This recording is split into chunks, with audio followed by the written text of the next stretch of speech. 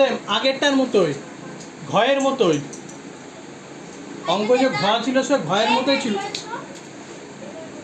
ঘয়ের মতোই ছিল। কি দেখো প্রথমে ফাঁকা আছে, তারপর আছে 24 আর 33।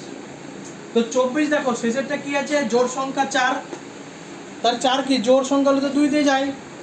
নিচে কি আছে 3, 3 কি জোড়? জোড় না, তাহলে জোড় সংখ্যা হলে তো দুটোই জোড় সংখ্যা হবে, তবে 2 দিয়ে যাবে। কিন্তু নিচেরটা যেহেতু জোড় সংখ্যা, ওই জন্য কি 2 দিয়ে যাবে না।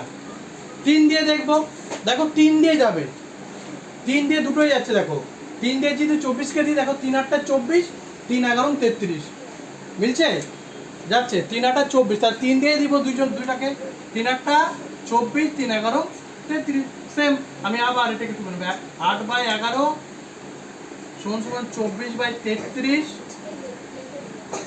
40,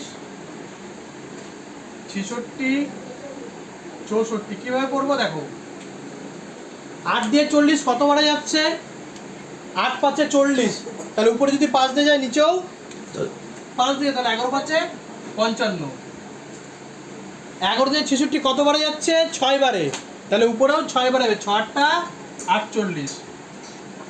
8 দিয়ে 64 কত বারে যাচ্ছে, 8 8 64, তাহলে নিচেও 8 দিয়ে 8 11 88।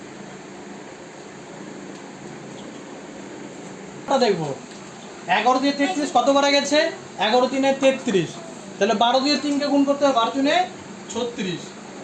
12 দিয়ে 60 কত বারে গেছে, 12 5 60, তাহলে উপরে 5 দিয়ে গুণ, 5 11 55।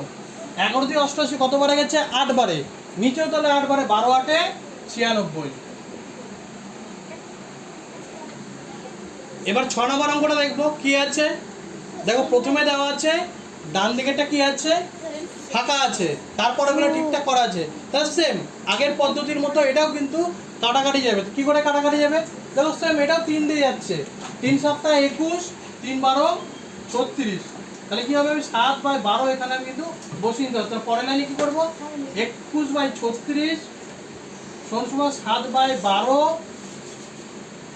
এখানে 35 আছে, নিচে 84 আছে, তা 7 দিয়ে 35 কত বারে, 7 5 35, তাহলে নিচেও 5 দিয়ে গুণ হবে, 12 5 60।